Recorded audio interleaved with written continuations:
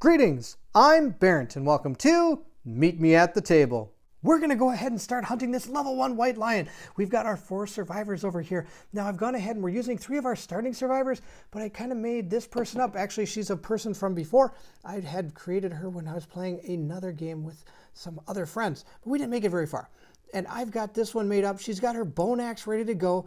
And I know she's wearing a little bit different gear than she probably has in her actual repertoire, but she's going to wear what she has, and she's going to be down there fighting against this white lion. Our other 3 survivors are still here as well. This is still going to be our wonderful Xena. This is going to be Gold Moon, and of course here is Riverwind, the stout plainsman.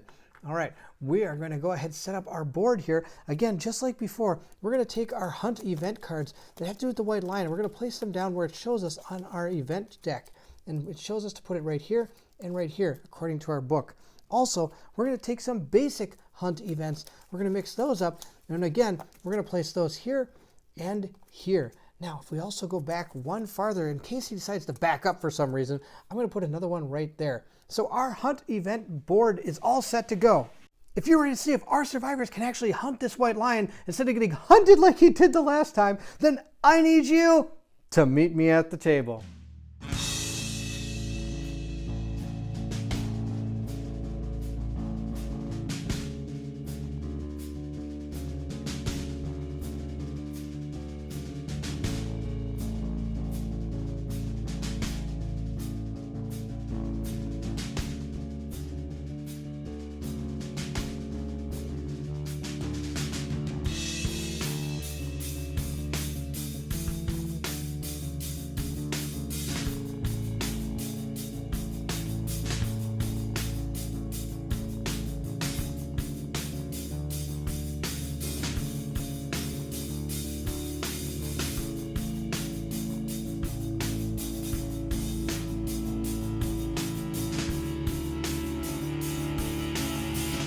So we're going to go ahead and flip over our first card. I'm going to nominate Riverwind to step forward and see what is behind this card. It says, Lion Sculpture.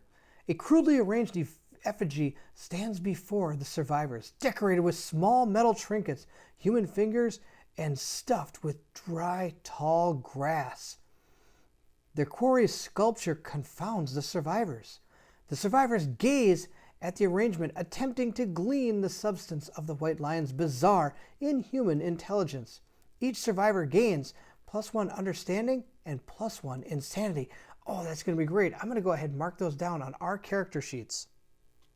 So the understanding is right here. So I'm going to go ahead and mark another understanding, and we're going to gain 1 insanity. And that's going to be for Gold Moon. Now I'm going to do that for all the rest of the characters. Everybody else doesn't have any understanding, and a few of them actually do have some insanity, so it's going to help them out a little bit. Gabrielle, for example, is going to gain the 1 understanding, but look at this. She's going to gain up to 4 insanity now. She's going to be really insane, but that's okay. That'll help when we fight the white lion in case he decides to roar at her again. And Xena's going to gain an understanding, and she's actually supposed to have 2 insanity. I forgot to put this 2 insanity from when we heard about the screaming antelope. So she's actually at 3 insanity as well. That's going to be really good for her. And finally, we have Riverwind. He's also going to gain understanding and that insanity. Oh, it's really good that everybody has 1 insanity at least going into this fight. I think that will help a lot. With that done, it does say right down here, roll random hunt event. So we're going to say that our white die is our 10s die and our black die is our 1s die. And let's see what we get. Let's move our guys out of the way. We got a 96. So we're going to have to go read what that is in the book. Oh, we have found a cloaked stranger. It says a cloaked form steps out from a patch of darkness ahead of the survivors. Its ill-fitting garment shifts atop its form, and its trudging leaves dark black puddles in the mouths of the rain-slicked stone on the ground. The event revealer approaches the stranger and rolls. Okay, let's see what happens to good old Riverwind. Come on, hopefully nothing too bad. Oh, I got a 2. That's usually pretty bad. It says, the stranger approach fills your ears with painful static. There's a flash of light and a loud crack. You fall to the ground holding your bloody chest in pain, suffer the ruptured spleen, severe body injury, and all non-death survivors suffer 2 brain event damage.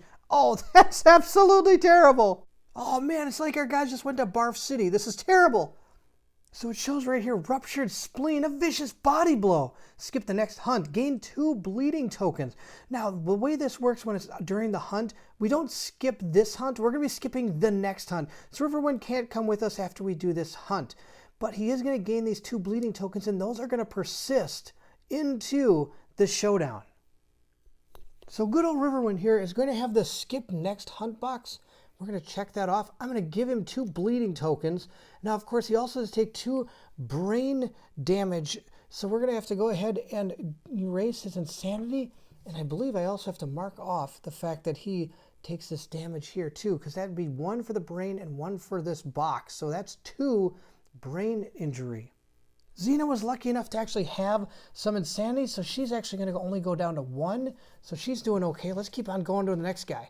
Gabrielle, same dealie. She's got 4, so she's going to go to 2. That's not too bad. She's doing okay. And then last but not least, we got Gold Moon. Sadly, Gold Moon only has 1. So she's going to go ahead and erase that one, and she's going to have to check her box as well. Oh, barf. That's a terrible way to start. So after we met our cloaked figure here, we're going to go ahead and move everybody up 1, and we're going to go ahead and check out the next one. I think we're going to have Gabrielle check out what this one is.